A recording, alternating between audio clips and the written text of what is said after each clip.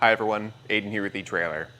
Today we'll be taking a look at and later be showing you how to install this Thule Roof Rack on top of our 2022 Ford Maverick. So when it comes to roof racks for your Maverick, there's a lot of options out there from Thule, Inno, Yakima, Rhino Rack, and it can be a little bit intimidating looking at all those options. But you can break it down pretty simply. Really, anything you look at is going to be designed for a naked roof because there's no pre-existing rails on the roof of your Maverick. Everything is going to come with a rubber fit kit and a clamp kit that'll attach inside your door jamb. So the attachment method's really going to be unchanged depending on which one you go with. Where there's going to be some difference is the crossbars. The kit we have on here today is an overhang or a through foot system, which means the crossbar just overhangs this tower piece. Then there's going to be some other options that have the crossbar end inside of that tower, a flush mounted system. Thule has one just like that, and many of the other brands carry options for that too. Why you might want that little bit of overhang is really for accessibility. It can get your roof accessories a bit closer to the edge. So imagine you have a bike rack that you choose to mount onto your roof rack. If you can get it 6 inches closer to the edge of the vehicle, it becomes a lot easier to reach than something that's a bit more inset. Versus on a flush system, and you only intend to carry maybe one accessory like a box, you're likely going to have that box centered on the roof, and overhang in that instance won't really matter at all. So you just have to think about what you're attaching here and what's going to work best for you. They're going to be an arrow style, so thicker at the front, thinner at the back. These bars lend themselves really well to clamp on accessories because the shape is just ideal for a solid fit, and most accessories will work just fine. And the bars are going to be 60 inches long, so plenty of room to mount those accessories. You also have the option for channel mounting.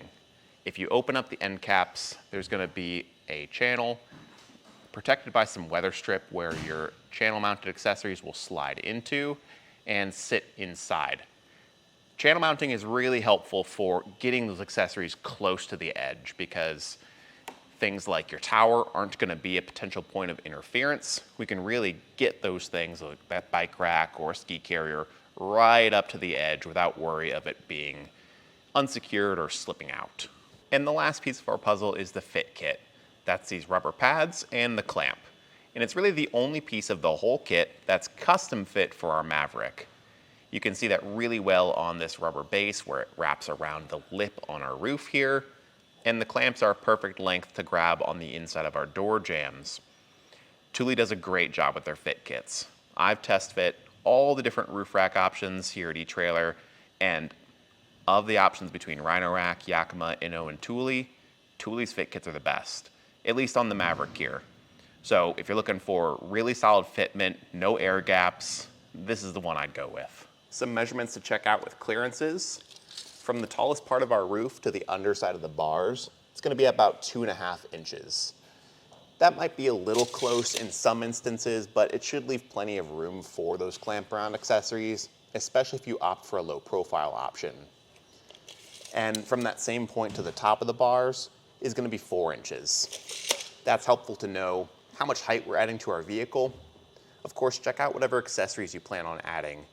Measure from the top of the bar to the top of that accessory and figure out if you can clear things like your garage at home or other low clearance situations like parking garages. Now, one unique thing to watch for on the Maverick is your antenna. I actually have an aftermarket antenna. This is my own personal truck, and it sits down quite a bit lower, but the factory one will stick up a good 2-3 inches extra. And depending on what you put up here, like a roof box, you might find that the antenna interferes and you have to remove it if you want that box to fit. So just something to watch for, again, just depending on the accessory you're choosing. Now your crossbar spread, the distance from the center of one bar to the center of the other is 27.5 inches. And that's just important to know for any sort of rooftop accessories you plan on getting that you maybe don't already have, or just making sure the ones you do already own work. Certain accessories like baskets will have a range of crossbar spreads they work with, so it's always important to check so you don't get the roof rack, buy a basket or a bike rack and find out that it doesn't fit. But 27.5 inches is a really good middle ground where it should work for most things. install plays a big role in finding out whether this is going to be the right fit for you or not. If it's a hassle to install, it might not even be worth it. But luckily, while this also has a great fit, it's going to be a really easy install process, so you don't have to fight with it to get that solid fit. But if you want to see what that process looks like, just follow along and we'll show you how we did it. So the install here is going to be really straightforward. We already have one crossbar installed on the front, and the rear crossbar, we're going to base our measurements off of that first crossbar. All the pieces you need are pretty much included. You got your crossbar, the two clamp pieces, the two fit kit pieces that'll physically sit on the roof, and your two towers per bar. Thule will include an Allen key here, and it's got a torque device built into the handle so you don't over tighten anything. I just recommend grabbing a soft roll tape measure to get your measurements, because this can conform to the curves of the roof and we don't have to worry about scratching our paint. We need to attach the towers to the bars, and to do that we'll just take off the end caps by pressing in on this tab and pulling the end cap out, just kind of shimmying it side to side. And just set that to the side. And we'll also want to pull this cap off of our tower. There's a small plastic core there. If it's pointing side to side, it's unlocked and we can just pull that out and set it to the side too. The tower will sit upside down on the underside of the crossbar here and just slide into the track that's present underneath there. This can be a little tricky to get everything lined up, so if you're having trouble, you might consider just going to the end and loosening this screw a bit. Something else you may consider doing is pressing on these silver tabs. You're going to feel some compression there, and that's going to translate to this piece up here moving and opening up, allowing us easier access into that channel underneath. And just set that in place. With that installed on both sides, I'm just going to pop the end caps on first because we don't want anything accidentally sliding out and hitting our roof. We'll take our fit kit pads, line up this shape with the pad underneath, and press it down into place. Might be a little finicky, but you should feel some small clicks as the rubber seats into that plastic base. And you can take your clamps. There's a small side with these hooks. Make sure the hooks are facing inward and feed that down into this open space where it will seat in and hook into this metal bracket. If you can't pull it back out, you're good. Now you can take this whole assembly to the roof. It can be helpful to have an extra set of hands here on the other side to receive the bar, but with the Maverick being a smaller vehicle, it's not entirely necessary, I don't think. And just line this up roughly so that the fit kit there wraps around this ridge on the roof. We can come back through and get some measurements to get placement a bit more precise. Now this is where that soft roll tape measure will come in handy, measuring from the center of one clamp to the center of the other, and use that to get your spacing. So I need to move this one in a little bit, that was a bit too much. And just get that measurement on both sides. Make sure it matches up so that one, our spacing is correct, but when the measurement matches on both sides, then we know our bars are running parallel to one another. Now the other thing you can check is your overhang side to side. There's really not much room for overhang side to side, so it's pretty easy to get that matched up on either end. And when you're happy with that positioning and your front to back spacing, you can come back through with that included Thule tool and just tighten up that bolt that's present in the tower. Now don't tighten it all the way here. As you do, you'll notice that this clamp gets drawn up into the door jamb.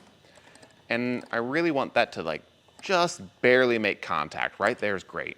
At this point, I'll jump to the other side, do the same thing, and just jump back and forth until they're fully tightened down and we hear a click out of this tool. And the reason we jump back and forth is to prevent over tightening on one side. If I were to just fully tighten this one on the passenger before even trying to tighten the driver's side, it'd pull the whole assembly lopsided. But I've got the other side clicked in, and this one should click any second. Just like that. At that point, we can close the doors, add in our end caps back in place, just feeding those tabs up in. We feel a small click, and if we stuck with those included plastic cores, just turn them with a plastic trim panel tool or a flathead screwdriver to lock them in on both sides. Now the one thing we didn't touch on is how to measure for your front crossbar, and that's just a measurement from the end of the windshield to the end of the fit kit. So aside from that, that's all there is to it. It's a really simple install, and Thule does a great job at making sure the roof rack has a solid fit and an easy process to get it installed. And I think that's what I really like about it. I always like to give it a good shake test though before I hit the road, make sure that nothing's rattling, nothing's loose. I didn't forget to go back and tighten something fully, but with really only one bolt to tighten, it's pretty hard to forget. So you should be good to go. And of course, let us know what you think. If you're getting this for your Maverick, leave us a review and let us know how you like it. But that'll do it for our look at and installation of the Thule Roof Rack on our 2022 Ford Maverick. My name's Aiden, and thanks for watching.